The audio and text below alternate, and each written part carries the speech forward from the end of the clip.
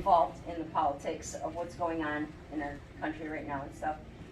Jackie Eubanks is like the rock star of Macomb County, and she's running for House of Representatives on the Republican ticket.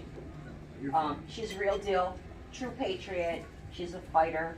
Anybody who's interested, I'll show you the last video she just did, will just blow your mind. My father is a Navy veteran, so veterans are, you know, in my family, and I know that a lot of times veterans have fallen between the cracks.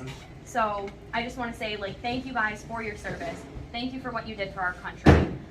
I hope that I can be of help in some way to make sure that your voice is heard in our government, because a lot of times our politicians talk the talk, but they don't walk the walk. They don't actually come and ask you what are issues that matter to you. So I want to take that opportunity to listen to what you guys have to say and hear what really matters to you.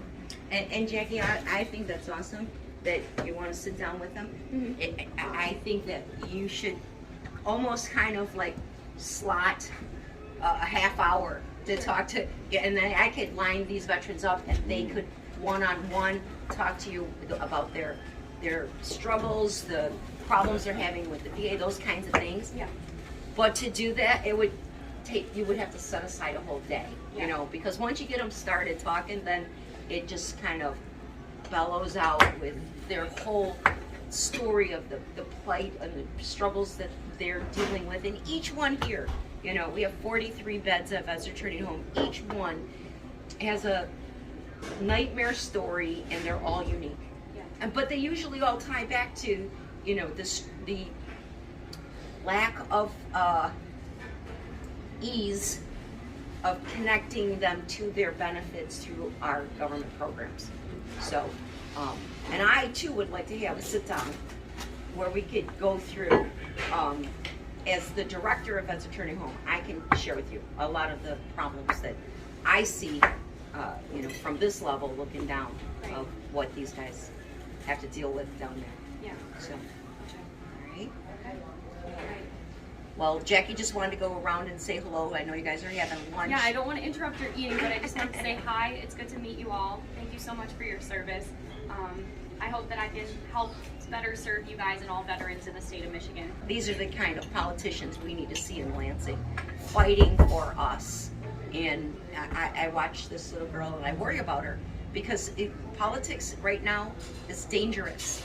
There's horrible, ugly things happening in the political arena, and I worry about her safety, you know. But I've even talked her into, I've tried to talk her into dropping from the race. Like literally, Jackie, it's not worth risking your safety. And repeat what you said to me when I gave that, when I talked to you a few weeks ago about you dropping out. Well, I already had given my word to so many families, and the thing is I have a number of families with many kids, like we're talking 8 to 10 kids, who are relying on people like me to run for office to make sure that those kids all have a future. And if somebody like me doesn't step up and fight for those kids, nobody else is going to, okay? The current political establishment class does not care about us. They seriously just care about lining their own pockets and keeping their institutional power. Amen. So nobody's fighting for the kids. And I gave my word to these families that I would fight for their kids and my future children as well. So that's what motivates me. And when I met President Trump and I got to shake his hand, he told me, he said, you know, I know who you are. And I said, Mr. President, you know, I will fight for you and for this country, and I will win. And he goes, I know you will. I know you'll win. You better win. And so I gave my word that I would fight and I would win. So she's not a quitter. It's what we need. Awesome. Well, thank you, Annie. Thank you for what you do, and for volunteering here, and you know, and just even caring about the veterans. It means a lot. yeah, veterans will always hold a special place in my heart, considering my family is full of them. So yeah. Awesome. Very cool. Thank you, Mary.